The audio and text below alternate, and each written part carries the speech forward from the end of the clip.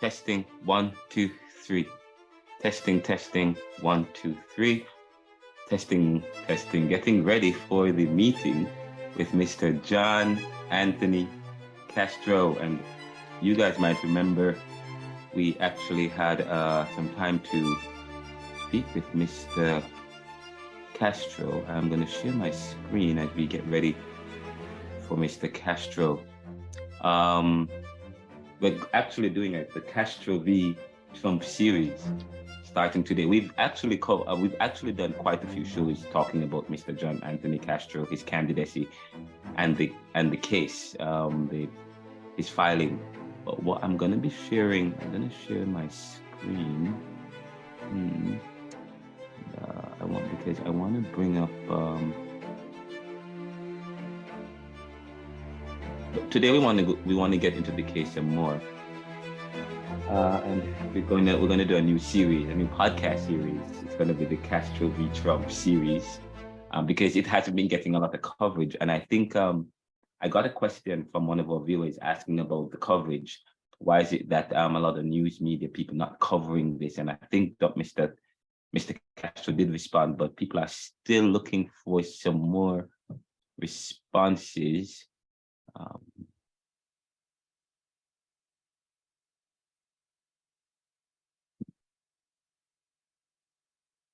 Let's close this.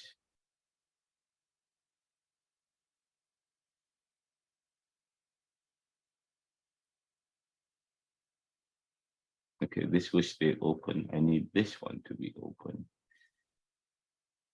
And there we go. Actually,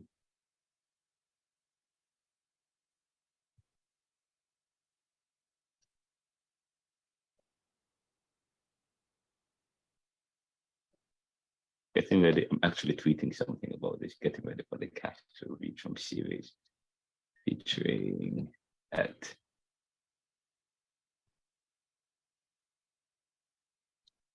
on the New Liberal Round.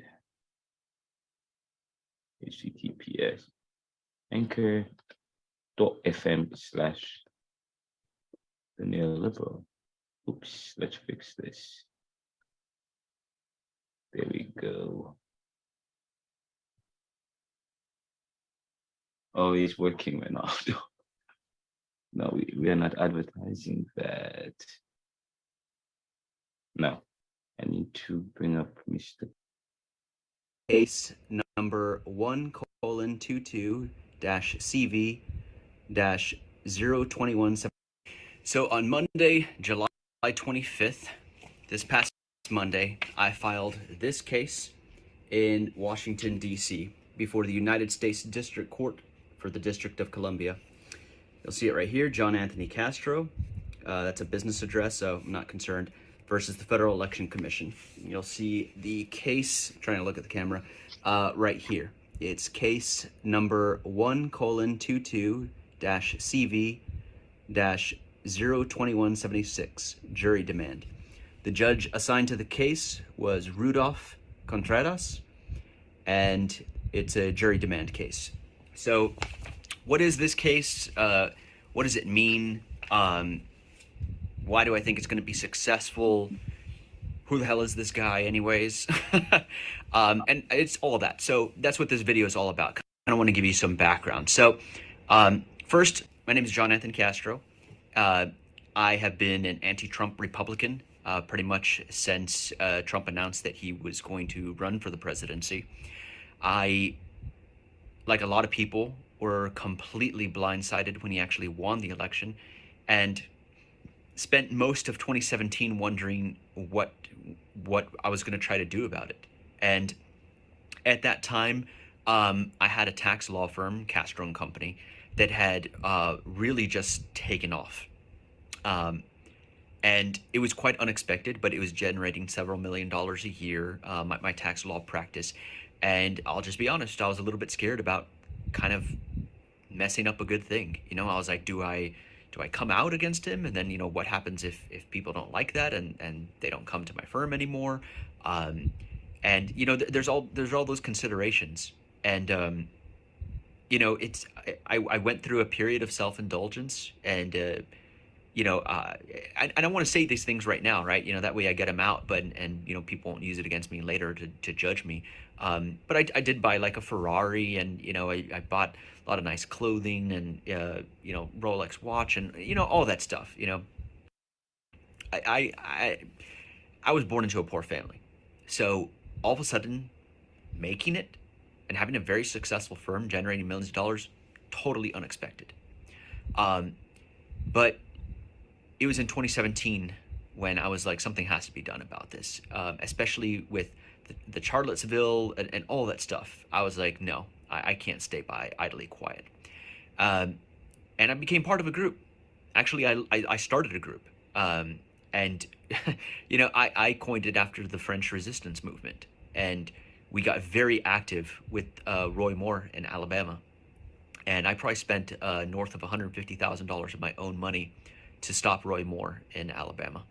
And when we were successful, I think it was that point when it really got to our head that, wow, like if we can flip Alabama, there's nothing that's off the table. Not even Georgia, which obviously we saw how that went 2 years later in 2020. So that being said, that's who I am. In 2020, I ran for U.S. Senate against John Cornyn in the state of Texas.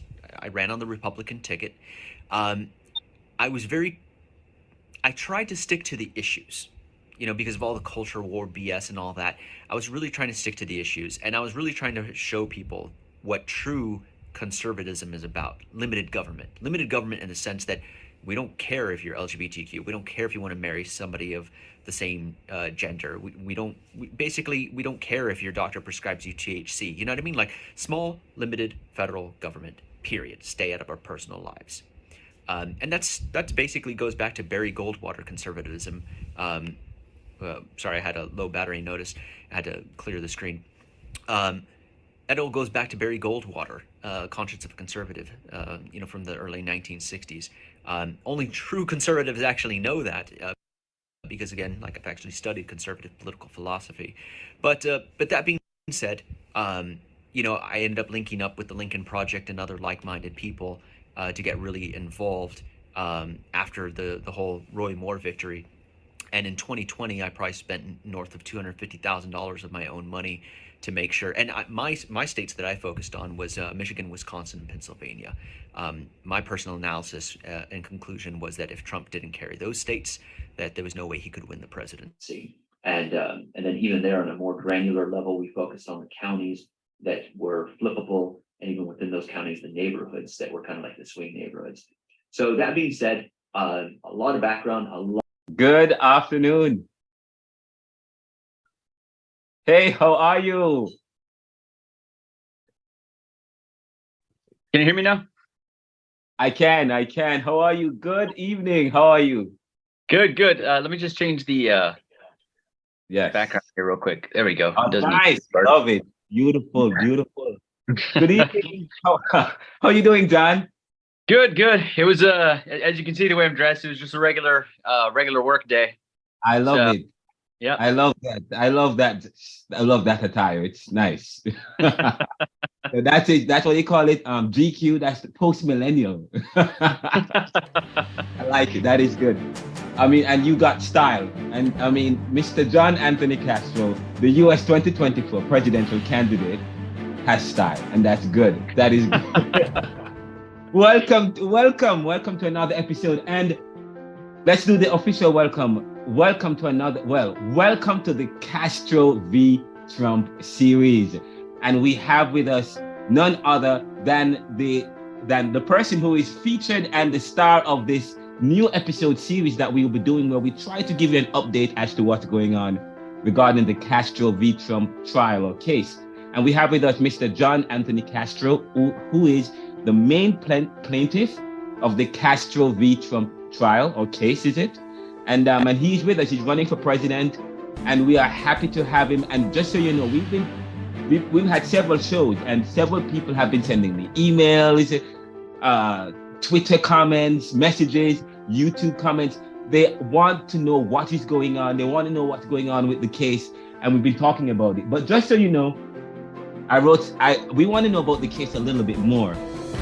The case started on July 25th, 2022, but that was when you filed the lawsuit in the District of Columbia, DC, against the FEC to have Trump declared ineligible to run in 2024 under Section 3 of the 14th Amendment for his part in January 6th insurrection. And for those of us who don't know what Section 3 of the 14th Amendment is, can you give us some details about that? And give us a little bit detail, a timeline as to what from July 25th up to now. Yeah, absolutely. Yeah, so it's best to start from the beginning because it's really important to understand this. So for the viewers that went to law school, it's going to feel like a law class. For those that didn't, get ready. This is what a law class feels like.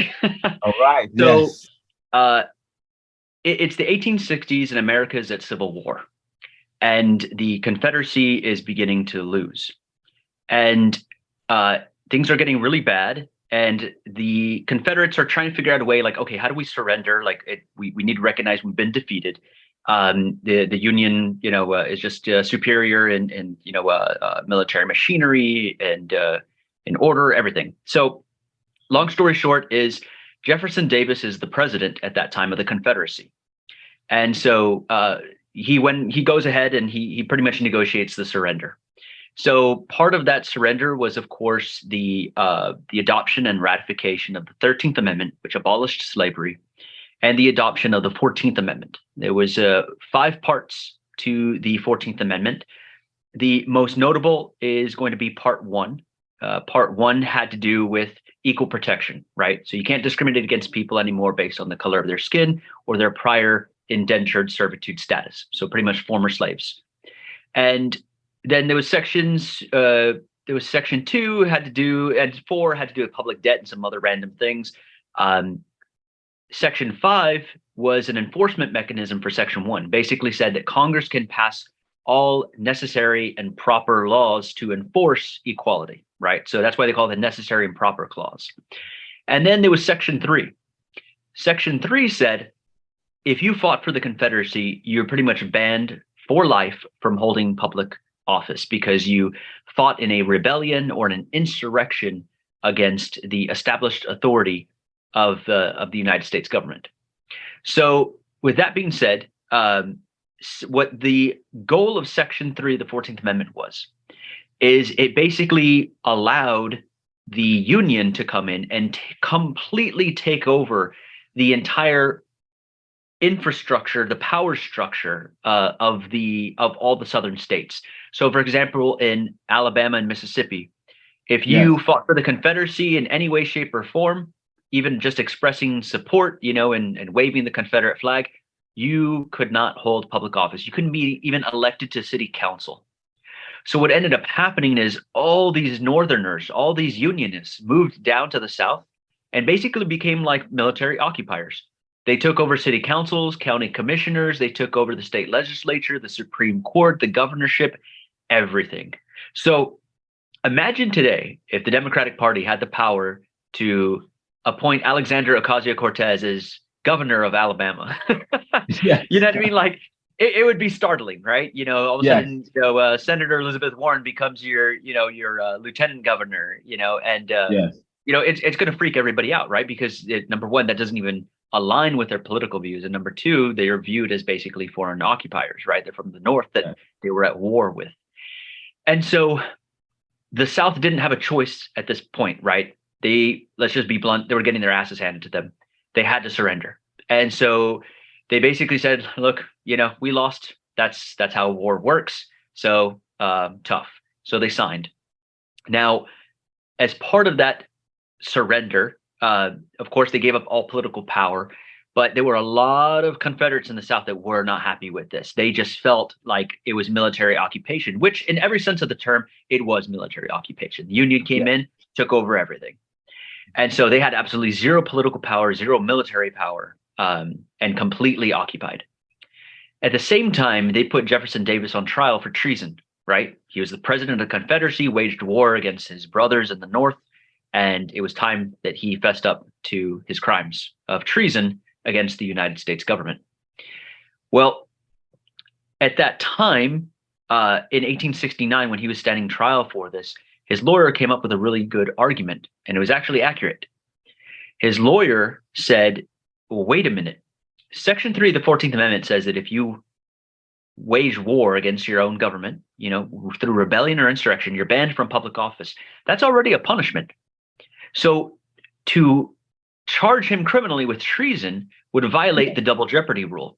Double jeopardy basically says that if you've already been punished for a particular commission of a transgression, that you can't be punished again, right? You can't be placed twice for life or liberty.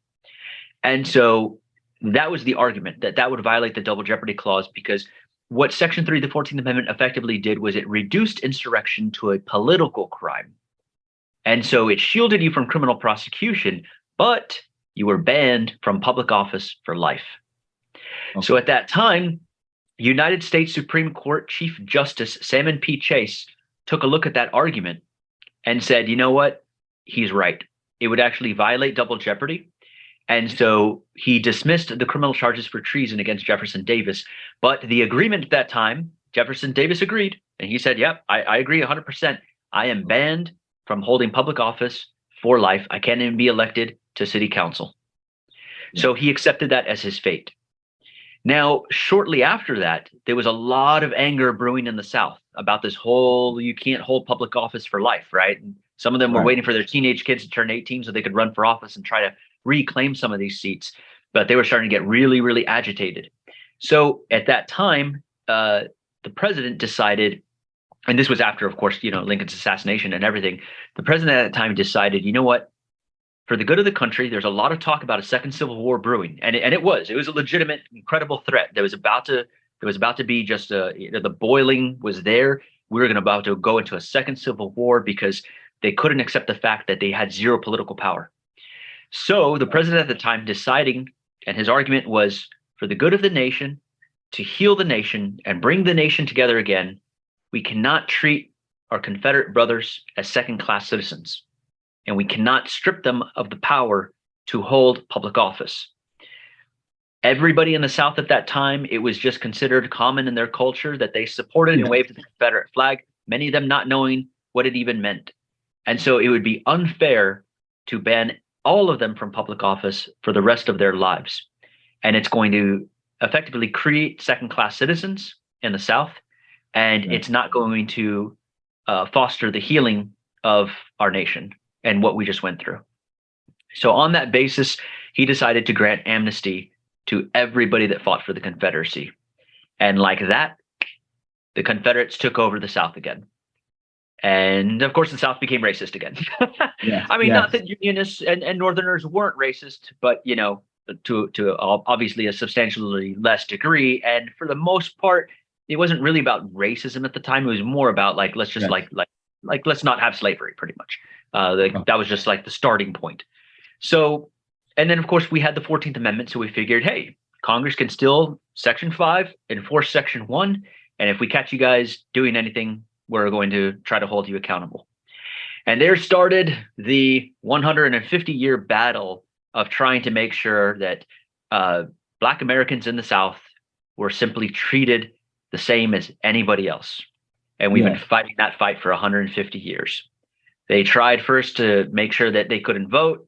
They never said you can't vote, but if you showed up, you'd have a burning cross on your front lawn the next day. They'd beat up your kids on their way to school. All kinds of stuff, right? All of a sudden lynch, because you voted. So it had a chilling effect. And of course, we passed a lot of the North passed a lot of laws basically saying, hey, we catch you doing stuff like this, you're going to prison for life. But obviously culminated in the 1964 March on Washington, led by Martin Luther King. And of course, they passed all that. So the rest is history. So Section 3 of the 14th Amendment sat there dormant for over 100 years. It just sat there. And everybody, I mean, we never thought about it, right? Because there's never going to be another rebellion. There's never going to be an insurrection against the United States government. Yes. And so before I get into that topic, I want to discuss one thing. which Yeah. when I first started looking into this issue, because I love watching news from both sides. I'll Yeah. watch MSNBC for 1 Yeah. hour, and then I'll watch Fox News for 1 hour. And I Because do I the want to very see what same both thing. sides Yeah. say. That Yeah. is true. And I want to Yeah. see where's the disconnect. And then, of course, I like going to the middle of the road, the Associated Press and Reuters, right? Just pure Yes. facts. I just give me the Yes. facts. I don't want to hear opinion. So what I saw on Fox News is a lot of comparison to, why aren't the BLM protesters banned from public office, right? I mean, they were tipping cars, burning buildings, stomping on police cars. Why is that not an insurrection? So I would like to draw a distinguishment between what an insurrection is and what a riot is. Yes. In the words of both Martin Luther King, a lot of people have said that. Martin Luther King said it. Malcolm X said it. Riot is the speech that we see with our eyes when the voiceless are tired of being unheard. Yeah. And so it's that frustration that it's to a certain degree, it's an incoherent act of violence, right? In the 1995 LA riots, or whatever year it was, or the mid 90s and the riots, a lot of people were correct to point out, like, 80% of all the businesses burned were Black-owned businesses. How does that make any sense? Well, that proves the point that they didn't know what was wrong with the system. They just knew, why am I being treated differently for the color of my skin? And they were frustrated, and they just finally lashed out. And the fact that they attacked Black-owned businesses is proof that they didn't have a plan, right? Like, they were just angry and frustrated. Same in the 60s in Watts, like all the businesses looted were Black-owned businesses. But again, it had nothing to do with that, right? I mean, because they weren't racist. They weren't trying to attack white-only businesses. They were just frustrated. Like, why am I being treated differently simply because I have more melanin in my skin? It doesn't make any sense. And so, but the difference between a riot and an insurrection is simply that an insurrection is more organized. They have a very particular goal in mind. And that goal is trying to undermine the foundations of our democracy, including the certification of Biden's victory. So as we now know in the whole Dominion v. Fox News lawsuit, is that Tucker Carlson, Fox News, and Sean Hannity knew the election claims were bullshit. They knew it was a lie. And Tucker Carlson texted Janine, whatever the hell her name is, I forgot what it is. He texted her and says, "Excuse me, I just caught Sidney Austin lying to my face." Oh, give me one. Wow. And so he basically says, like, "Hey, look, I just caught them lying to my face, and like, what am I supposed to do?" And then literally 5 minutes later, the cameras turn on, and there he is, basically spouting the same lies as before.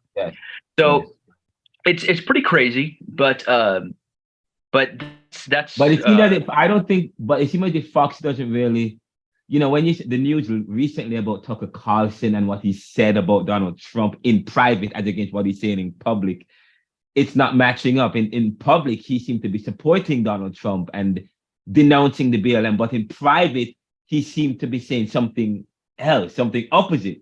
Yeah. So exactly. What is going on at Fox News? Yeah, exactly. So, but see, that's the difference between a general riot and an insurrection. Is that insurrection was sorry, I have an issue with my light here. An insurrection has an unlawful and well-organized political goal. Okay. And see, the way that we established that it was an insurrection, not just your general riot, is with the conviction of Ben Rhodes. He was the leader of the Oath Keepers. And now they're going after Enrique Torres, the leader of the Proud Boys. And they've already now established seditious conspiracy. Sedition and insurrection, they're synonymous. And if you check a dictionary, they're exactly the same. Rebellion, insurrection, sedition, it's all exactly the same. So Ben Rhodes has been convicted of conspiracy to commit an insurrection. That's basically conspiracy to commit a riot that has a very targeted and well-organized political goal to undermine the nation's democracy. That's the difference.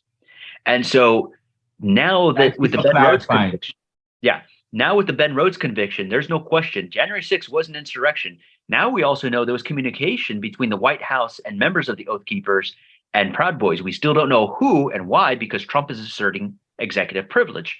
And to a certain degree, that's so everybody's confused about his claim for privilege, right? Because the executive privilege claim is viewed as absolute, but it's not absolute. It's the same as attorney-client privilege, right?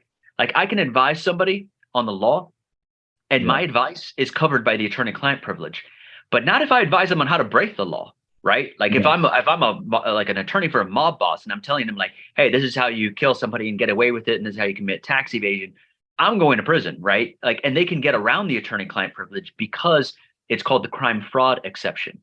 Crime fraud exception. That's really important because the crime fraud exception is recognized in every claim of privilege, spousal privilege, priest privilege, whatever it is. You cannot hide a crime or fraud behind a claim of privilege.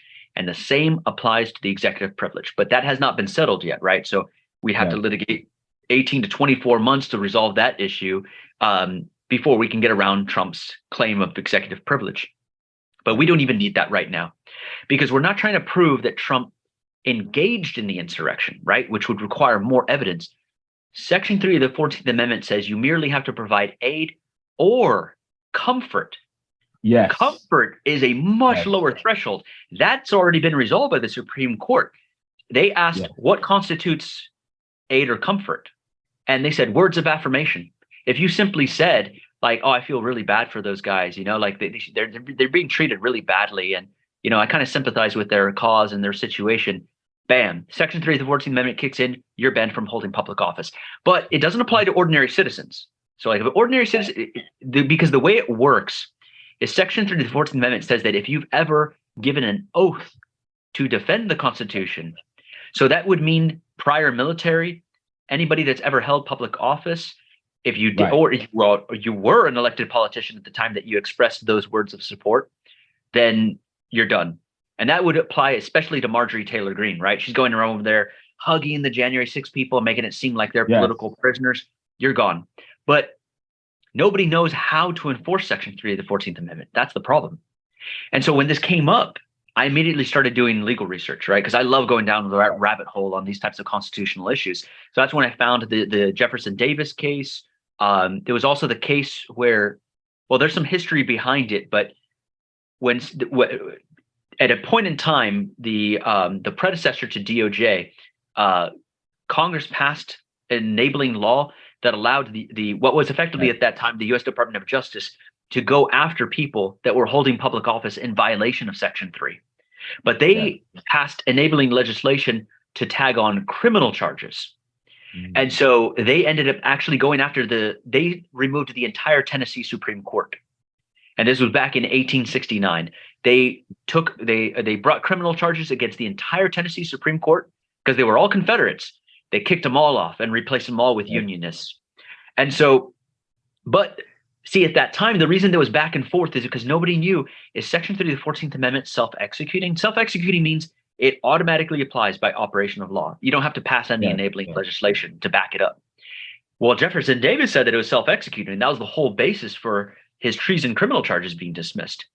But now all of a sudden the Supreme Court started backtracking on that and saying, well, hold on a minute. Maybe it's not self-executing. It's just like, all right, come on, guys. You can't have it both ways. Like, you already ruled this in 1869. How are you going to completely backpedal only 3 years later in 1872, right? That would be the most intellectually dishonest Supreme Court ruling in United States history. And it simply was. Chief Justice Salmon P. Chase first ruled in Jefferson Davis's case that it was self-executing to shield him from criminal prosecution, and then later reversed that in a separate case and said, I don't think it's self-executing anymore. But of course, how convenient now that, of course, amnesty has been passed. You don't really need Section 3 of the 14th Amendment anymore. And, you know, DOJ had already been given the enabling legislation to, on their own, bring criminal charges against violators, you know, previously. So long story short is this just sat there, like, again, for about 150 years until this day. And Trump is on television saying, we love you. You're very special people. And this is after watching for 180 minutes, 3 hours, him watching on television, them breaking windows, Yes. taking a crap on Nancy Pelosi's desk, Yes. looting Congress, but when you see it in Hurricane Katrina, you see people walking around with television, they're looters. You see a white guy walking in Congress holding the speakers thing. It's just like, oh, he's smiling, he's waving, he's just a nice guy. No, they're looting. That's what they were doing. They were looting, they were pillaging, they were rampaging through and ransacking our United States Capitol. And all of them, every single one of them, if they've ever served in the military or if they've ever held public office, they are banned for life from public office. And after I'm done with Trump, I'm going after everybody. Now I'm starting a political action committee that's going to basically be Nuremberg trials. Like, I'm going to hunt down every single person that was there, every person that violated an oath of office that they previously took, and I'm going to make sure that they are not even elected to city council in this country. If they'd like, they can move to another country. So, but first things first is going after Trump, holding him accountable. That's going to be the most important thing. And so that's what the Trump v. lawsuit, or Castro v. Trump lawsuit, is all about. Now that one you filed on, was it January 6th? Yes, and that was very intentional. I waited specifically to January 6, 2023, the 2-year anniversary of the attack on the United States Capitol, and I filed a lawsuit. The first thing that and then of course randomly, Judge Eileen Cannon was assigned to the case. For those unfamiliar, Judge Eileen Cannon is the federal judge that interfered and tried to shut down the FBI's criminal investigation into Donald Trump. That was later overturned by the United States Court of Appeals for the 11th Circuit. They found that her intervention violated the Constitution's separation of powers principle, so it was an unconstitutional act. They also viewed it as an abuse of her discretion, so it was both abusive and unconstitutional. And it showed and that was on a different case. Yeah, that was back when the FBI raided, or not raided, I take that back. It wasn't a raid. When the FBI searched Mar-a-Lago for top secret documents that Trump was clearly possessing and trying to hide from them. So they went in there, they searched the place, they found documents. So, then of course Trump tried to say like, oh, they planted it. And it's just like, dude, no, they didn't. It was very clear from all the affidavits that Trump had been intentionally hiding those documents in a particular area. The FBI was aware of it. They were basically trying to figure out, why is he doing this? What is he trying to hide? It doesn't make any sense. It was very clear that he had the mental state. They already have the email where he specifically told the attorney, don't let him see this room. And later, when the FBI searched that room, that's where they found those documents. So it's very clear that they were hiding those documents there.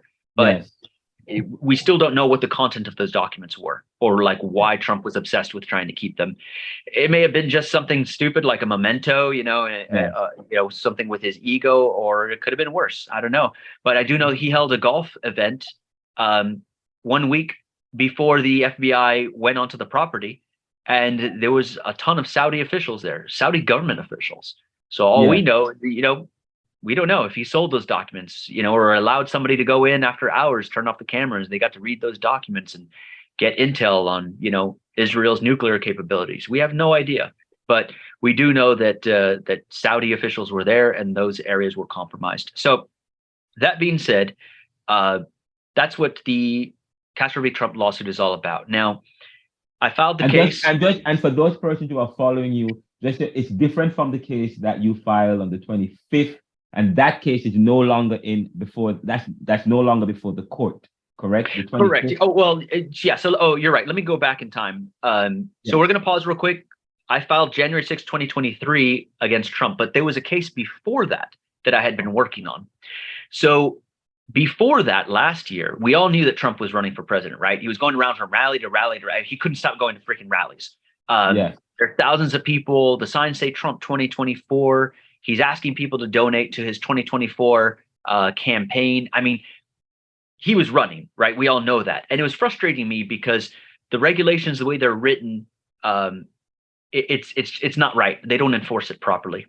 And so I was suing the Federal Election Commission to have Trump declared a candidate because I wanted to subject him to scrutiny, because when you are a declared candidate, there's a lot more reporting requirements.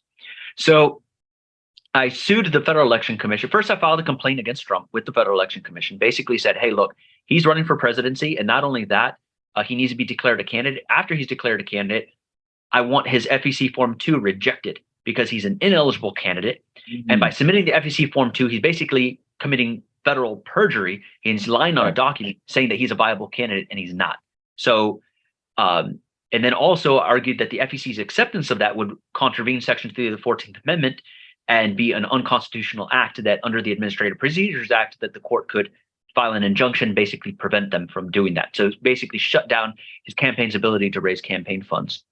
The federal judge in that case, he ruled that I didn't have standing. There's 3 elements to standing. If you're going to sue someone in federal court, you have to say, I was injured. This is the person that injured me. And this is what the court can do to remedy my harm. Right. And so those are the very simplified version, but that's basically the 3 elements of standing in order to bring a suit. So a lot of people say, hey, I'm a voter. How come I can't sue Trump? Well, because you're not directly being harmed, right? Like you have a generalized harm that every voter shares. But what's your particularized harm? If you're a fellow primary candidate, your particularized harm is he's taking away votes from me. So a fellow primary candidate has a direct harm, right? He's taking votes, he's taking donors away from me. So that was my argument for standing. It's just that, but my case was a little bit unique. I said that the FEC is the one that's harming me because they're letting him raise funds.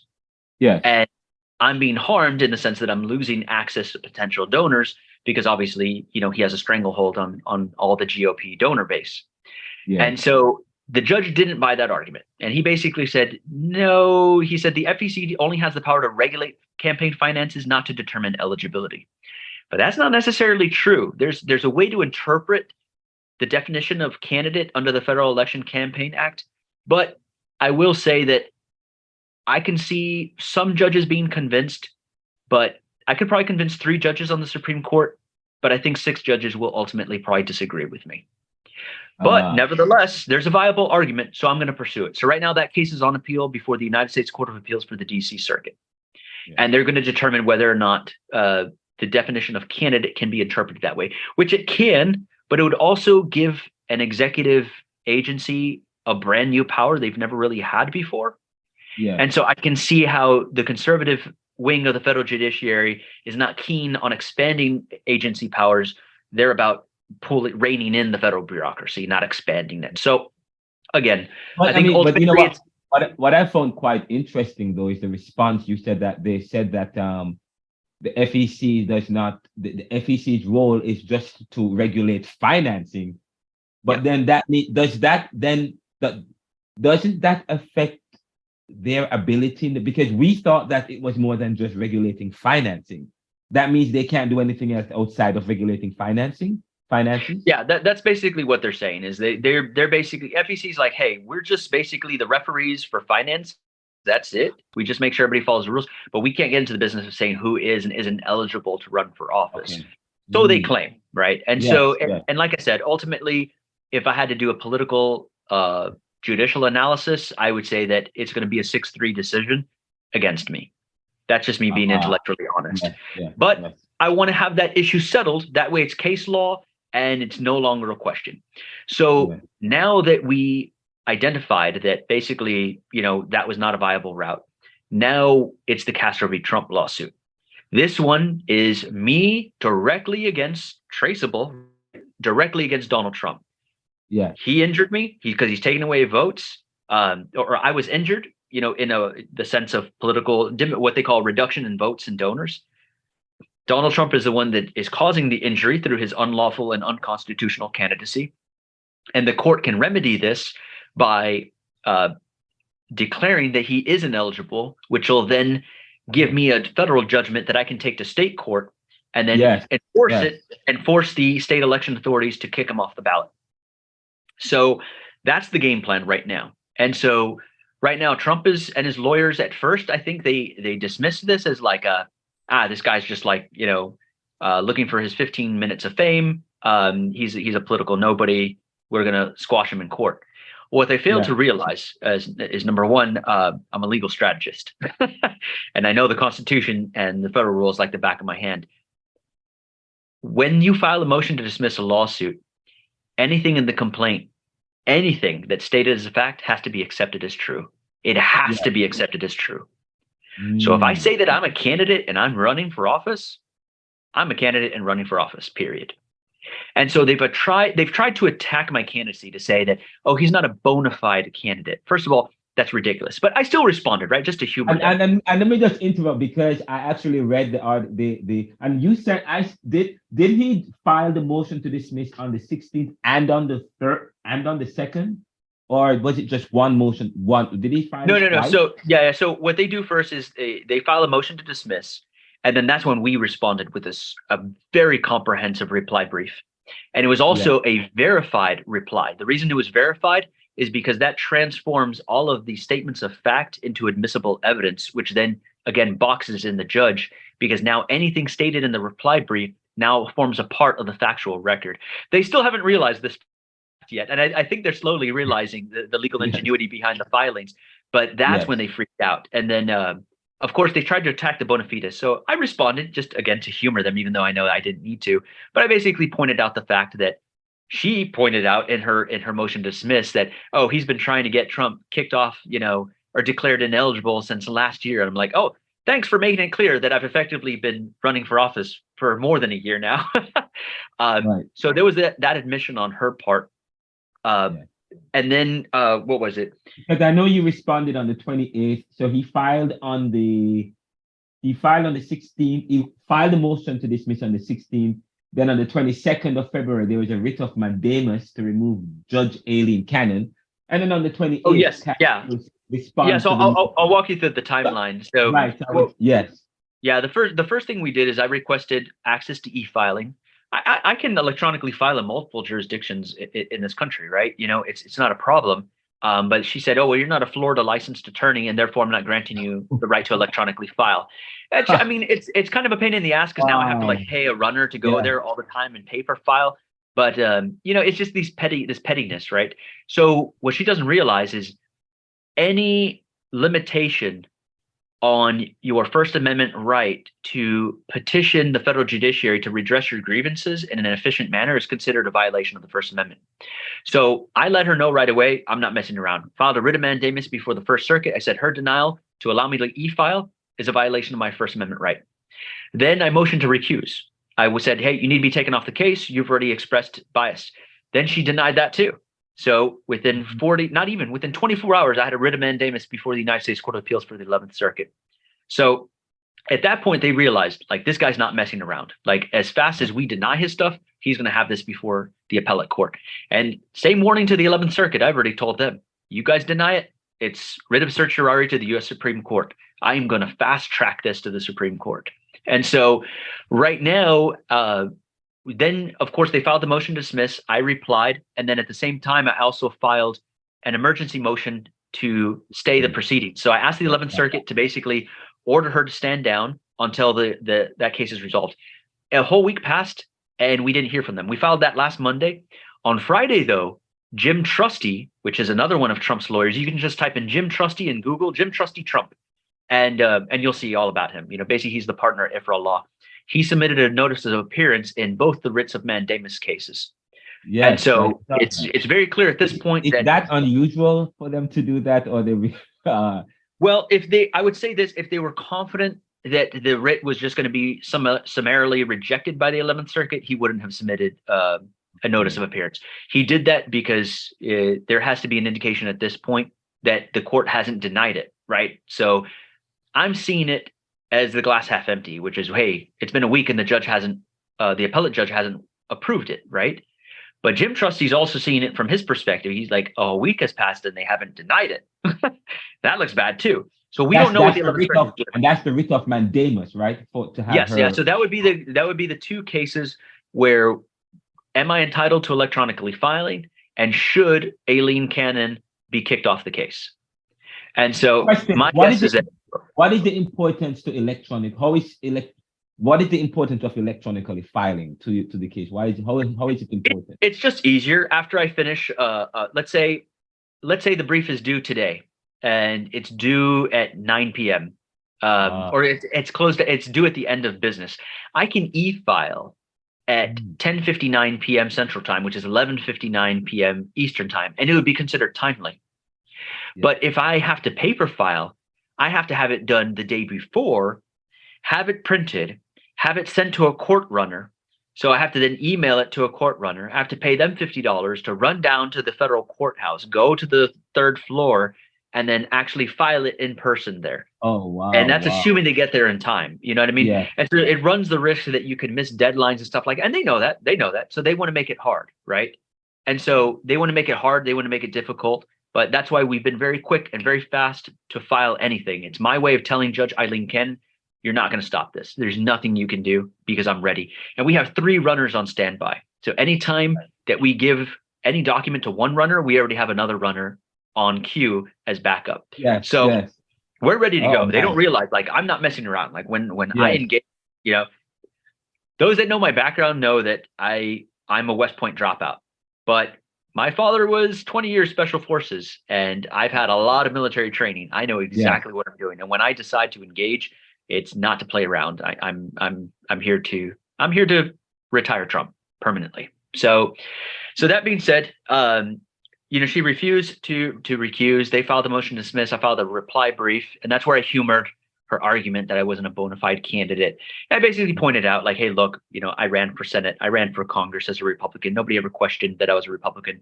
But now that I'm running for president challenging Trump, they're like, oh, who's this guy? He's a rhino, you know. And they don't realize, like, I've literally studied conservative political philosophy. If there's anyone that's literally qualified to teach a class on conservative political philosophy, it's me.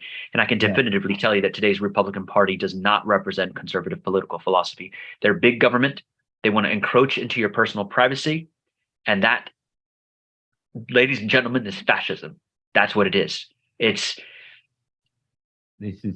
put on this mask of fake Christianity, and they use that as the guise to push some of their fascist ideology. But if you look at what they're actually doing, they're trying to expand the power of the executive branch. They're trying to expand the power of the federal government. They're trying to create new powers for U.S. intelligence agencies to spy on Americans. I mean, these are big government fascists.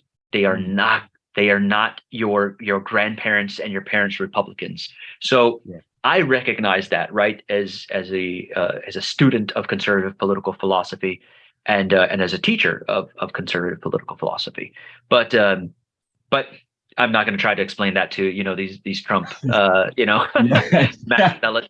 So you know, they're going to believe whatever they want to believe. I mean, they believe that Democrats are like Satan worshiping pedophiles, right? I mean, there's no talking to people. They're completely low IQ, brain dead people. So that's where we are now. And I have some questions. I know there's one more thing. So I might ask you some point by point question, because as I said, I read the motion. Let's say Donald Trump is challenging you on these 4 things or 5 things. He's challenging you. He's saying that 1, the court lacks jurisdiction. 2, that you lack, and then I think he referenced or cited William V. Pouch. So I'm going to ask you about that. And 2, he says you lack standing. And then 3, he says even if you do not lack standing, you lack rightness.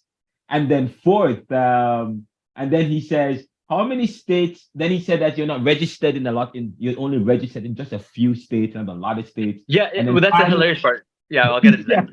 And then finally, he says that you have not distinguished yourself from the public. So those are some of the 4 things I garnered from the motion.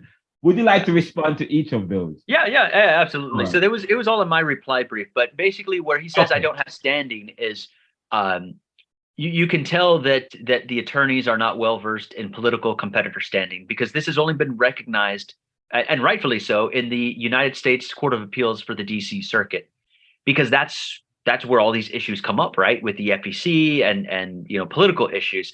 But political competitor standing basically says that a political competitor automatically has a de jure injury, because if I'm competing against you for votes, clearly I'm going to suffer a diminution, which is just a fancy word for a reduction in votes, right? You're going to take votes away from me.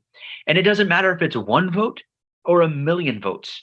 If you take 1 vote away from me, I have an injury, right? I mean, it's not like I have to have a punch in the face. You know, even if you slap me with 1 finger, it's an injury. And so they're trying to focus on that part. But like I said, anything stated in the complaint has to be accepted as true if it's a factual statement. I've already said I'm running for office. I've already said that I've spoken with people that said they would support me if and only if Trump was not on the ballot, which is a true statement. And so, and it was verified. That was actually verified under penalties of perjury, which is, makes it an admissible fact. So, and that's not even technically required. That's only required if you're seeking a temporary restraining order, which we will later. But that being said, that argument basically falls because they're trying to argue ripeness in that we're not in a primary, right? So I'm not losing votes yet. And it's just kind of like, oh my God, you don't have to wait until it's an actual primary election, right? Because then it's a non-justiciable issue because you have an ongoing election. So right now there's a competition for political support of would-be voters. And that in and of itself is enough to suffice. So this has already been settled by the United States Court of Appeals for the D.C. Circuit, and they tried to challenge it. The Supreme Court basically rejected it, which is basically them saying we agree with that. So that issue is dead. So their standing issue is out the window. The ripeness issue is out the window. Both of those go out the window together, right? Because anything stated in the complaint has to be accepted as true for purposes of the dismissal. So I win on that issue. So the next thing he's trying to say is he hasn't stated a claim upon which relief can be granted. Now, his argument there is that normally in order to bring a cause of action in federal court, you have to cite first what your constitutional authority is. And then after that, Congress has to give you a remedy. So the way it works is the Constitution provides a right of action. But what's your remedy? Your remedy is provided by Congress. So for example, 14th Amendment, Section 1, I have the right to be free from discrimination based on the color of my skin or my national origin. So if I go into a restaurant and the owner says, are you Hispanic? And I say yes. And he says, well, then get the hell out of my restaurant. He's violated my Section 1, 14th Amendment constitutional rights to be free from discrimination based on national origin, all that stuff, right? But what's my remedy? My remedy would be 42 USC 1983, the Civil Rights Act of 1964. And Congress said that I can sue for emotional distress, any financial damages, attorney's fees, things like that. So Congress provided the remedy. So the Constitution provides basically the jurisdiction. That's what he's going at, the jurisdiction. And then Congress provides the remedy. So what they're saying here is, well, yeah, Section 3 of the 14th Amendment says that Trump is ineligible. But what gives you the cause of action? What gives you the right to bring this lawsuit? Congress never said that a fellow candidate can bring this lawsuit. Well, what they fail to realize there is that the U.S. Supreme Court has in fact found implied rights of action directly arising under the Constitution. There's a very famous case called Bivens versus 6 unnamed agents of the Bureau of Narcotics. And in that case, it was basically the modern equivalent of the DEA. They kicked down Mr. Bivens' door, raided his house, didn't find anything, caused about $16,000 worth of damage, right? It was concrete damage. Nobody questioned that. He has receipts for all the damage to the door and all that stuff and all the inventory. And so he turns around, he sues directly under the Fourth Amendment.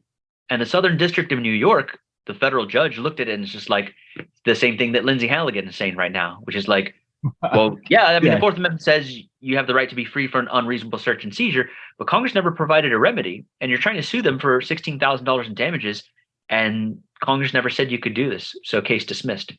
Right? I mean, sometimes these federal judges, I wonder if they even have a positive IQ and a working brain. It's like, guys, our founding fathers said we have a right to be free from unreasonable search and seizure by the federal government. And here you have the federal government kicking down a man's door, causing $16,000 worth of damages to his store. And you're saying, well, sorry, Congress never said what you can sue for or what your remedy is. Like, come on, turn your brain on for a second and look at the practical reality. So this went to the United States Court of Appeals for the Second Circuit. Second Circuit looked at it as well and just said, sorry, you have to have a remedy that Congress allowed. It went to the Supreme Court, and the Supreme Court, thank God, had their brains activated and said, guys, if we dismiss this case, we basically green light the FBI and the DEA and the CIA and God knows who else to kick down anyone's door, and they don't have any way to hold them accountable. It's going to render the Fourth Amendment worthless words on 200-year-old paper. We can't allow that to happen.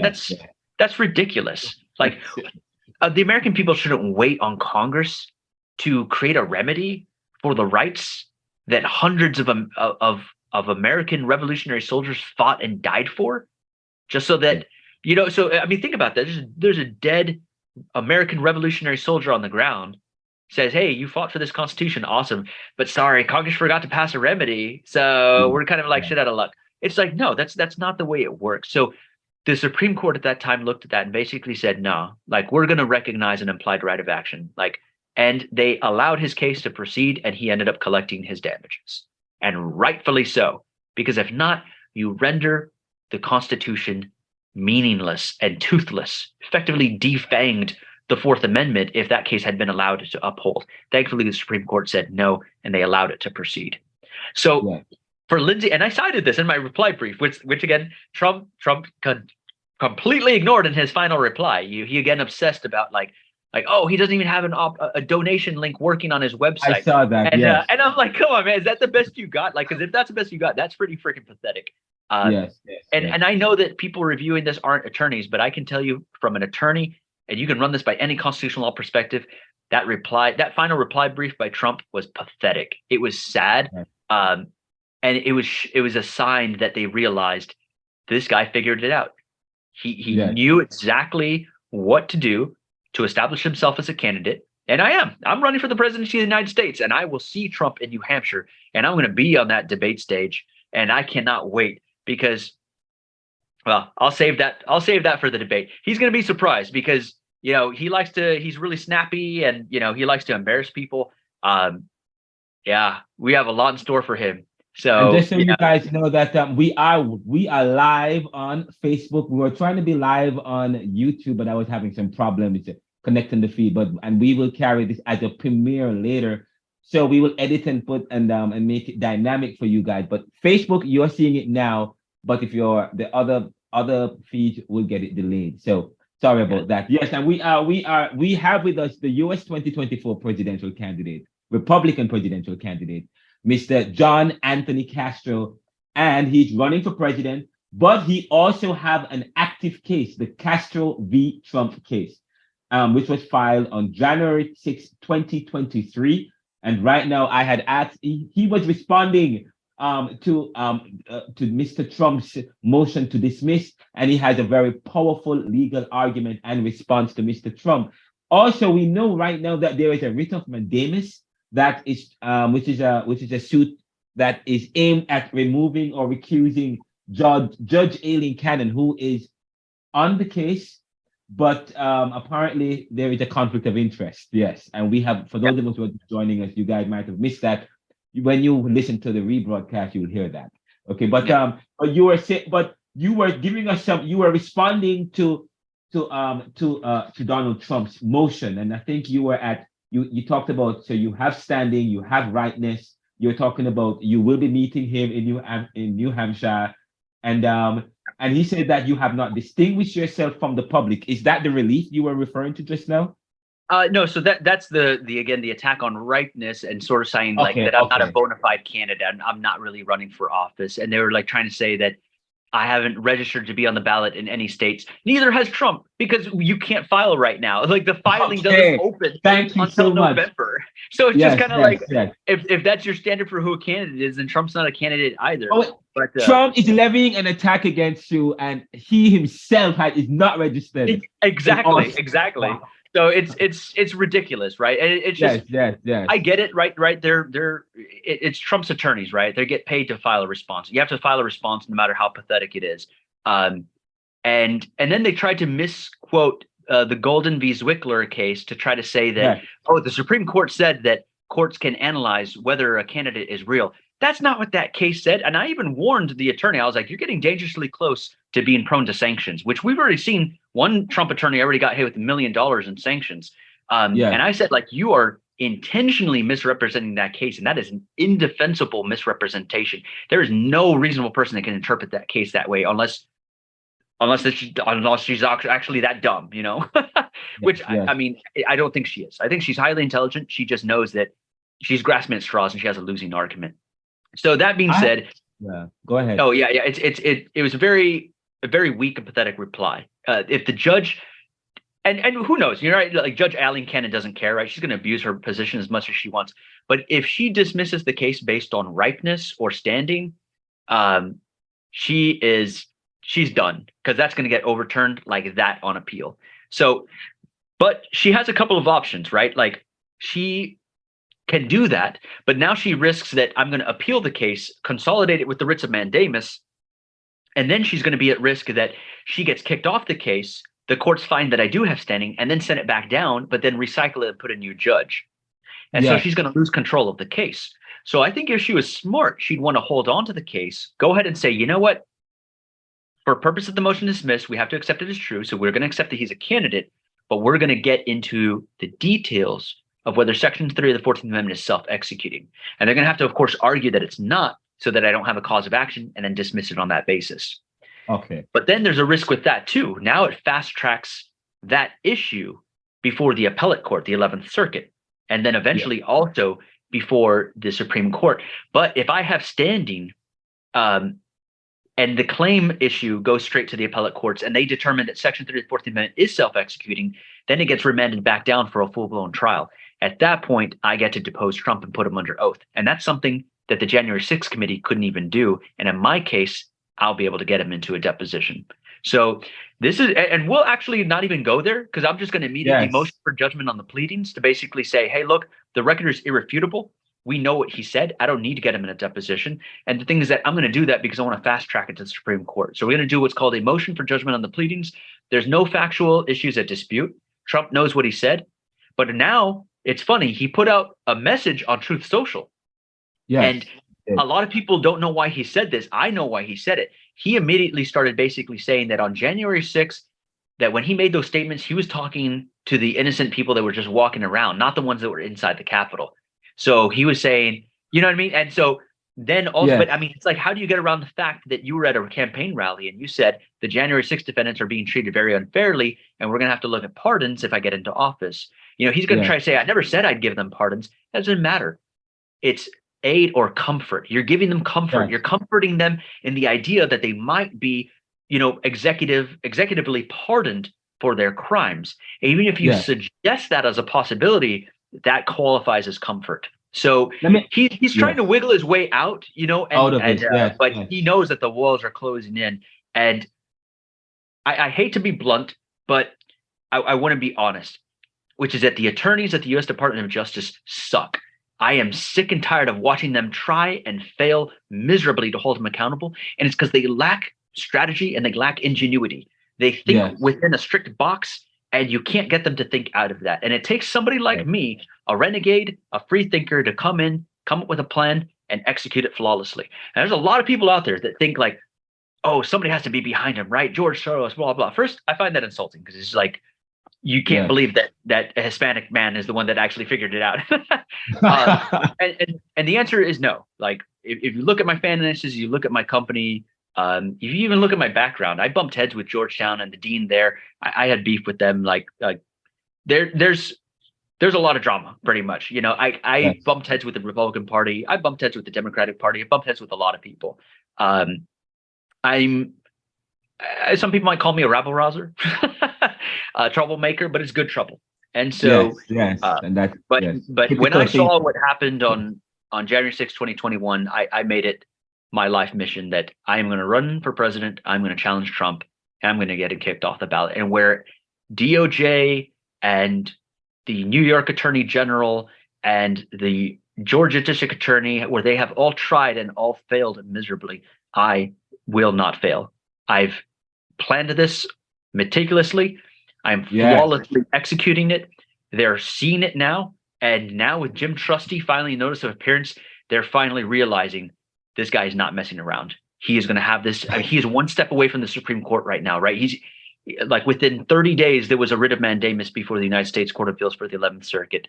And this is going to be fast tracked to the Supreme Court. So I have some questions. So those of us, by the way, we were a little delayed. So people are just joining us on Facebook now. I have with me, welcome to the Castro v. Trump series. And I have with me Mr. John Anthony Castro himself, the 2024 Republican presidential candidate. who is suing Trump and is the main plaintiff on the Castro v. Trump case, where he is suing Donald Trump as it's a civil action against Trump under the Declaration of Relief Act. Am I correct? Yeah. So that's the other thing too, is that nobody knew exactly how to do this because there was all these debate among constitutional scholars. And I talked with a few constitutional professors of mine. You know, I went to UNM, I went to Georgetown, I spoke with a lot of them. And they said, well, John, it's really complicated because if you sue him in state court, right? If you wait till the primary start, you sue him in state court, then even if the let's say Pennsylvania Supreme Court says, yes, he violated Section 3 of the 14th Amendment, the Trump attorneys can remove it to federal court because that's a federal question. Yes. And so then the Supreme Court could technically overrule them, or a lower federal court could technically overrule them. And so they were just like, it's really difficult, and they couldn't figure it out. And I was the first one that just said, screw it, I'm going to sue the FEC. We'll see what happens. And then after I'm done with that, I'm going to sue Trump and see what happens. Everybody else was so afraid of like making mistakes or like, oh, what if I get it wrong? It's just like, look, man, we can stay here talking all year and be talking heads, like all the talking heads on TV that don't actually do anything, or you can go out there and get your hands dirty. And I'm going to be the one to do it because apparently, I'm just going to be really blunt, they're too chicken shit to do it. So I was like, I'm going to do it myself. And so, and you know, just for viewers out there, the reason I'm dressed normal right now is because I'm not a puppet. I'm not here to be polished and everything. I'll be polished when I'm in New Hampshire, right? When I'm man, you know me. when I suit up, believe me, like my suits are custom tailored. They look really nice. But like right now, like you're seeing me casual because this is who I am. And so yeah, I decided to bring this, and yeah, Trump's lawyers are now realizing the full gravity of this, and they realize the existential threat this is posing to his candidacy. And what I'm doing here also is I'm charting the path. Number one, it's going to go to the Supreme Court, and I can tell you right now, we have the votes. It's going to be 5-4. We don't know who the fifth person is going to be, but we know it's going to be 5-4. Actually, probably by when do you think it will go to the Supreme Court? October. Oh wow, guys, are you listening? By October, the Castro v. Trump case probably will make it to the Supreme Court by October. Will be before the Supreme Court, and you guys will get a chance to subscribe to the show, guys, at least once every other week or so. We will be here with Mr. Castro all the way up until the U.S. Supreme Court on this case. But sorry, I was interjecting because I know people are watching now and want to know more. But continue, sir. Yeah, absolutely. So yeah, I mean that's pretty much where we're at right now, which is that the Judge Cannon's about to rule on the motion to dismiss. And when is that going to happen? When is this? Within the next 21 days. I think about maybe 2 more weeks, because generally they rule within 30 days. She could decide to try to pocket veto it and not do anything, but we already have a plan for that as well. But wait, what is pocket veto? What is pocket? Oh, sorry. Pocket veto is an analogy. She could basically choose to just sit on this forever and not make a ruling.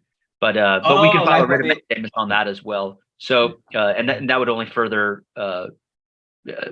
illustrate, her biasness in this case, or her bias. So that being said. But you are staying, but also you file an emergency stay, which prevent her from ruling right now on dismissing. Correct. Yeah. We asked the 11th Circuit to do that. They haven't done it yet. But very oddly, on Friday, Jim Trusty submitted a notice of appearance. So Jim Trusty is Trump's appellate lawyer. He's a lot more crafty.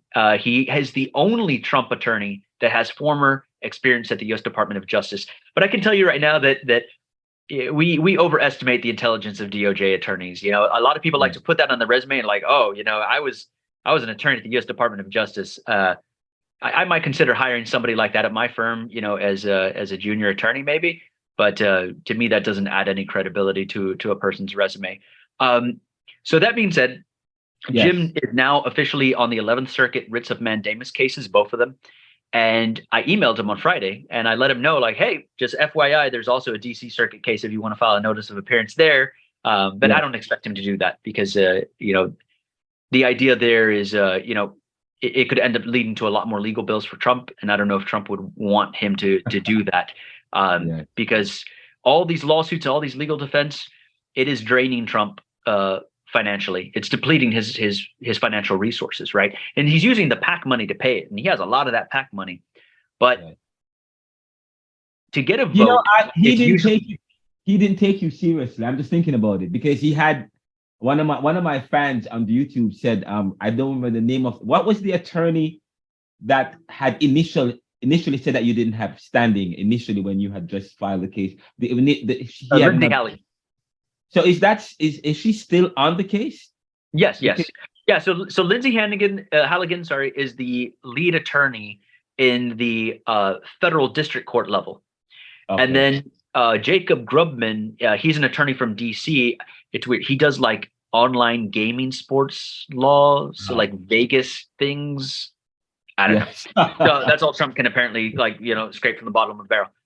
So he filed a notice as well. He's really the one drafting everything, I believe, for Lindsay Halligan. I basically threatened to report them for the unauthorized practice of law, and then he immediately filed a motion for pro hac vici status, and the judge instantly granted it, which basically says, although you're not a Florida licensed attorney, we'll let you practice here. So she gave that to him, but not to me. but whatever. Yeah. So that being said, after that, though, Lindsay Halligan is not licensed to practice before the 11th Circuit.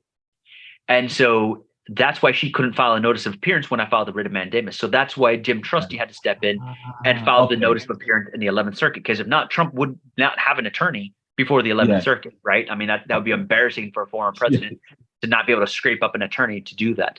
So that's kind of what's going on right now. And then there's the DC Circuit case dealing with, whether to expand the FEC's power to determine eligibility. So those are all the various cases and all the avenues that I am fighting Trump right now. DC Circuit, 11th Circuit, federal district court level. Yeah. The judge is going to have maybe about 2 to 3 more weeks. Now, the reason that Judge Cannon is going to take her time is because there are a lot of political angles to decide here. Again, if she dismisses it based on standing, she is going to basically guarantee that it's going to get appealed, consolidated, and she's going to likely get cycled off the case, and then it's going to get remanded back down. And now she can't protect Trump. But if she agrees and says that I do have standing, that undercuts my argument that she's biased, right? Because now she's shown, hey, I'm not biased. I found that he has standing. But I'm going to attack his Section 3 of the 14th Amendment argument. That would somewhat make it more difficult for the 11th Circuit to find that she's biased. But it would also fast track the Section 3 of the 14th Amendment argument. And Trump's legal strategy has and always will be delay, delay, delay. Right. So he'd probably want her to rule on the standing issue, but she'd probably be advising against that. Like, right, we know they have back channel communications, right? Yes. I mean, we know Kenneth's talking to Trump people, probably meeting them at midnight at Mar-a-Lago, by the golf course before the sprinklers turn on. So that being said, I mean, we know that they're strategizing on this and they're trying to figure out what's the best way to handle this. But it's like trying to stop a comet coming to Earth. It's like, guys, I already have contingency plans. Whatever they decide, it doesn't matter. This is going to the Supreme Court. And it's going to be fast tracked. So whether they like it or not, it's going to happen. And if I had to project, it would be by October, which is perfect. And I'll tell you why I know the Supreme Court's going to take the case. And it's the same reason why the Democratic leadership wants Trump to be the nominee for the GOP. Every hypothetical that they run in computers doing these analyses, Biden v. Trump, Biden wins. Biden v. DeSantis wins. So they do not want DeSantis to be the nominee. And I know that's a risk that I'm running, but we cannot allow Trump to get this close to the White House again. So, it's just like, hey, Democrats, instead of focusing on trying to undercut them, just try to focus on doing better, run the economy better, get this banking crisis under control. All you have to do is not burn down the country and Biden will get reelected. But yeah, we'll see. But the idea here is that we know the Supreme Court wants to close the chapter on Trump. They want to pave the yellow brick road for DeSantis. And this case gives them that possibility. They can take this case. Gorsuch and Kavanaugh can show that although Trump appointed them, that they can be, neutral. And one of them is going to turn, right? Because they want to demonstrate that they're not loyal to Trump, that they can rise above politics. And that's their one chance to do it. And I think it's going to be Gorsuch. So that's how I think we're going to get the 5-4. So Gorsuch crosses over and basically says, you know what? I want to also seal the deal as well and prove that I have absolutely no loyalty to this man, even though he gave me a lifetime appointment to the Supreme Court, and officially chop him. So that would also guarantee and increase the probability of a GOP president being elected in 2024. So and I'll tell you right now, the GOP establishment is supporting this case, including Fox News. They do not want Trump to get reelected. And they're also trying to force a rally behind DeSantis. And again, this case provides that. So this case is making for odd alliances and bedfellows. Yes, this is. Yeah, definitely. But again, it's we got to focus on one step at a time. So I also do not want DeSantis to be the Republican nominee. No, we do not. Listen, I heard that DeSantis was in Philadelphia. The pastor at Enon Apostolic, a very major church in Philadelphia, in Pennsylvania, very important church, very influential church. I understand that they are they are very upset that DeSantis came to Philadelphia and gave a speech at a union, one of the unions here. This is Philadelphia, about 46% African American, and we have a lot of Black academics. Philadelphia that had the railroad, the Underground Railroad. He came to Philadelphia, the guy that's trying to black academic books, black books, critical race theory. We're against that. And I'm hoping that I'm hoping that. Well, I don't want to sound too political on this show. No, I get you, but no, I mean, in my book, DeSantis is a fake conservative. He's not, right? He's one of those Christofascists that are basically trying to hide behind a fake racist version of Christianity to try to mask their fascism. So yeah, it's fascism masquerading as Christianity and with a sprinkle of conservatism. But what they're doing is they're adapting the cultural wars of the conservative movement, and then trying to basically militarize that, and use that as a Trojan horse to push a fascist ideology agenda. So that being said, one question. I was going to wrap up soon, but Mr. Trump said that on Twitter and on ABC and so on. The several news agencies are reporting that he's saying that even if he were to be indicted or held responsible for January 6th, he is not giving up. He will still run. He will still be out there running. I mean, he has to, because he's either out of prison, and he knows that in his mind, this is what Trump's thinking. If I continue campaigning and I get elected president, then they can't put me in jail. And it's just like, dude, that's not how it works. Like, I'm going to get you kicked off the ballot in Pennsylvania, Georgia. I can tell you this right now, 100%. Pennsylvania, he's off the ballot. Why? Yeah. Because Democrats control the Supreme Court. He's done. Arizona, we got the end. The Secretary of State there, he has the unilateral power already granted to him by the United States Court of Appeals for the Ninth Circuit, or U.S. Court of Appeals for the Ninth Circuit, to kick Trump off the ballot on his own. But either way, we'll get it through judicial action. So Trump is off the ballot in Pennsylvania. He's off the ballot in Arizona. We're going to get him kicked off the ballot in Georgia as well. And then next, we're focusing on Wisconsin and Michigan. Michigan, we also almost there. Wisconsin, though, we got that down. So that's it. He can't get the critical swing states that he needs to win to get to 270. So it's impossible. He doesn't realize that. Yeah, of course. And of course, he's going to fight to the nail. Right? He thinks that he can beat me. But the problem is that Trump has never run into somebody like me, which is that it's a mix of a legal strategist with somebody that has been boots on the ground. I used to be a union organizer, by the way, for those that don't know. I trained with the United Steelworkers of America in Pittsburgh, Pennsylvania. I'm a certified union organizer. So I've been down on the streets, right, with union, helping organize city workers, sanitation workers. I've been out there getting my knuckles bloody with them. So I know what it is to be a political fighter. And not only that, but having that knowledge, and that's what I was doing when I was 18, 19 years old. Having that knowledge very young in life, not only that, but also military training. And then on top of that, you sent me to Georgetown. I learned everything about the law. That's what created the perfect storm here for me to come after Trump. So Trump has never dealt with somebody like me, right? He's always dealt with those guys that, the polished, they're giving the speech like Marco Rubio, right? The teleprompter goes off and then he just stares at the camera like, I don't know what to say, guys. Somebody somebody puppet me or something. And again, it's because these guys are all fake. They're all controlled by their donors. And I'm not. I'm a free thinker. And I know exactly what I'm doing. So Yeah, it's going to be fun. It's going to be wild. Oh yes, we're looking forward to it. And guys, just so you know, I mean, we won't give you too much now. We're gonna wrap up now. We've been on the show. We've been on here for about an hour, a little bit over an hour, and we're gonna be doing this as much as regularly as possible. And whenever there are updates, we will. Myself and Mr. Castro will come together, and we're doing the Castro v Trump series. So you will be updated because one of our fans said that why is it that people are still not following the Castro v Trump? And many people want to know about it. What's going on? You know, Yeah. how do you respond to her? And she might be watching. She'll probably be watching later. This is what I love about the internet age, right? Like we used to, I mean, if it's not on CNN, it's not real, right? You know, but now we have the internet. And the thing is that, Yes. look, the mass media here, there's a bit of corruption. I don't like criticizing my friends in the media because I don't want to, alienate them, but I need to be honest about it. Yes. Again, remember what I told you earlier. The leadership in the Democratic Party wants Trump to be the nominee. Yes. They don't like my lawsuit.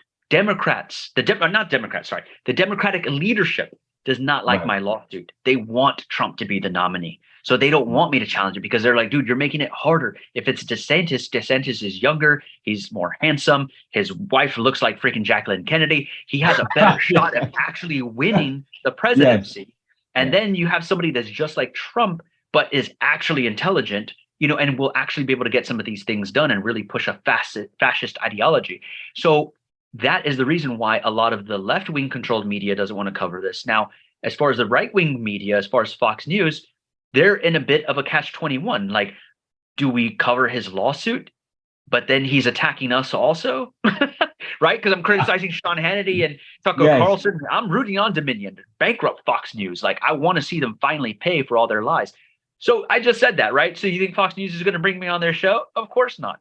So now you have the conservative wing that doesn't want to cover me either. So it's no wonder why I'm completely shut out of the media. The liberals don't want to support the lawsuit. The conservatives are like, well, I mean, he's criticizing us too. So it's like the enemy of your enemy is your friend, but not really. So if you want to know why the mass media is shutting me out, that's the reason why. They're both playing loyalties to their own sides for their own political agenda. Yes. So I'm being iced out. Now, here's the thing. I don't give a damn whether the media covers this, right? I'm in this because whether the media covers this or not, if I'm successful, I'm carving out a page in history for myself. And it might just be a footnote, but I'm going to be there in that footnote. And I'm going to be an integral part of American history in holding a former president accountable, right? Some random attorney from Dallas, Texas is the one that finally held his feet to the fire and held him accountable. And so here's the thing. They can ignore me all they want. They're not going to be able to ignore me when the United States Supreme Court rules in my favor. So that's that. They're going to be forced, whether they like it or not. They will bend the knee. They will cover this. Give it time. But watch it here with Ronaldo's show, and then you'll be able to say, I was with them from the beginning. Definitely. And it's the Castro v. Trump show, actually. Castro v. Trump series. And featuring John Anthony Castro, who's running for president, the president of AI Tax, a company that's valued at $187 million. A young man, a powerful, erudite gentleman that he will tell you he wasn't born in money, but here he worked hard. And now he's a multimillionaire. 2 companies, graduate of Georgetown University, graduate of Harvard University. Let me tell you guys, this is a young man who you should check him out. Don't be narrow-minded or myopic, okay? Just expand your thinking, guys. And I appreciate what you're doing. We support what you're doing, and we will continue to pray for you. And by the way, before we wrap up, just so you know, I thought about something with the FEC. Because when people make legal determinations, sometimes it becomes the law of the land, or it becomes a precedent. This thing about the FEC is quite interesting, because the ruling about we would think that the FEC did more than just regulate financing. I believe that they do more than that. But the thing is, if the judges, if the courts are going to rule that they only regulate financing, that means going forward they can be challenged for acting outside of their jurisdiction based on this particular ruling, saying they are only supposed to regulate financing and nothing else. Yeah. Yeah. Okay, that's quite interesting. You get the last word. Yeah. So we should get an update within 2 to 4 weeks, possibly less, but my guess is that it'll probably be another 2 to 4 weeks in full, because as of right now, Judge Cannon has issued paperless orders for everything, right? Denying my electronic filing, denying the recusal, granting the prohibition status for Jacob Grubman. And it's this level of disregard, and looking down and having her nose up in the air. When a paperless order is a really rude way to just basically dispense with something as like almost like frivolous. But you can't do that with a motion to dismiss. So she's going to have to sit down and very carefully draft an opinion that she knows is going to be scrutinized by both the 11th Circuit and the Supreme Court. I'm going to be really blunt. She is simply intellectually outmatched. I am more qualified to be a federal judge than she is. If you look up her transcripts, if you look up the where she went to school, everything, it's not up to par, right? She got that job by basically kissing Trump's ass, and she got then nominated to sit on the bench. And the reason why she's continuing to protect him is she probably got promised that if Trump retook office, that he'd probably try to get her on the appellate court or the Supreme Court. So she's a Trump brown-nosing sycophant. We all know that. She's going to try to rub her two IQ points together to try to come up with a good order, but it's going to fail. So it's going to be interesting. So I think the next one, the next episode should be definitely when she rules on the motion to dismiss and how to craft that. Yeah. And then from there, we'll of course appeal to the 11th Circuit, and then we'll have another episode to kind of go over that and discuss all the dynamics of it. But the thing is that the 11th Circuit already proved that. See, the thing is that the 11th Circuit, they're old school Republicans. Yeah. You're talking about Bush senior Republicans, Reagan Republicans. Yeah. So they don't like Trump. They're like me. They're OG conservatives. Yeah. And so my guess is they're going to rule in my favor. And that is when it's going to create a media firestorm, because they're going to remand it back down. And who knows, at that point, Trump could be the one that if there's an unfavorable 11th Circuit opinion, he appeals it to the Supreme Court, which he likely will, right? He always does that. So it would be very uncommon or uncharacteristic for him to not do that. So it could actually be Donald Trump who actually fast tracks this before the Supreme Court. But we'll have to see. But either way, we'll have a very substantive update within 2 to 4 weeks. 4 weeks. Okay, great. Okay, guys, you got that, and thank you so much. Did by the way, Judge, who appointed Judge Cannon? Was it Mr. Trump? Yeah, it was Trump. Yeah. Oh, wow. Yeah.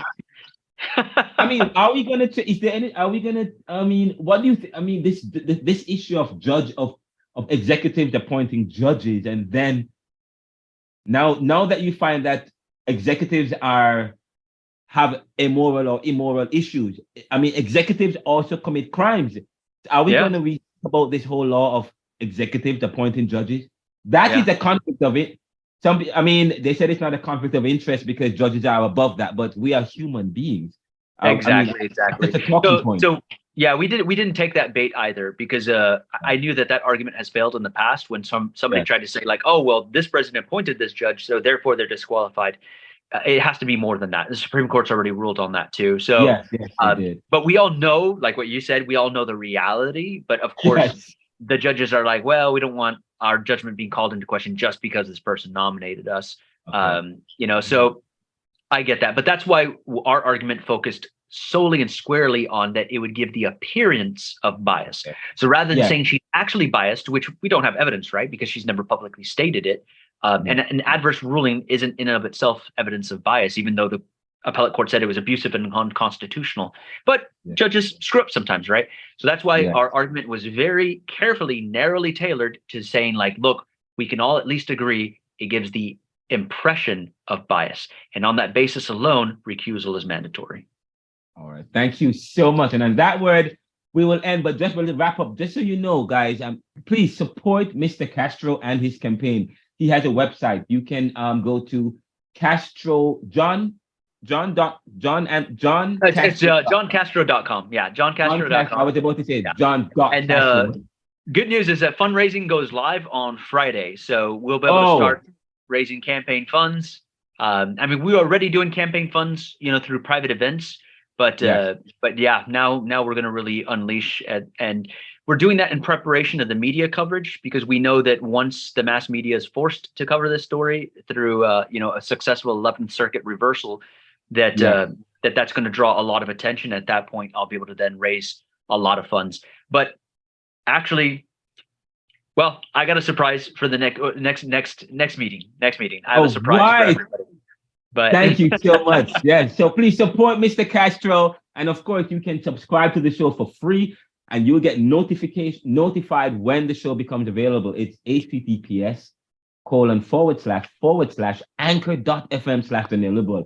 We are now in over 36 countries on every single audio and streaming service. We are everywhere, guys. There is nowhere where we are not. Because you know why? We took a page out of Mr. Castro's book, who has been advising us indirectly. He says we must leverage technology, and we are leveraging technology, and we are everywhere. Thank you guys for supporting us and for believing in the Neoliberal Corporation. Continue to subscribe, visit us at theneoliberal.com, and walk good. And we will end on, of course, a note of prayer, since I'm a man of faith. I thank you for this great time, Lord. And some people worship Buddha, Allah, whatever people worship. We do not judge. But all we say is thank you, Ultimate, for this awesome time and this amazing gentleman and what you're doing in his life. Give him wisdom, give him strategy, empower him, and grant him favor. We tell you thanks. Amen and amen. And I hope you become the next president of the United States of America. We are rooting for you because we like your platform and what you're about. Okay? Yeah. Take care. Have a good night. Yes, sir. Take care. Bye-bye. All right, bye-bye. Bye.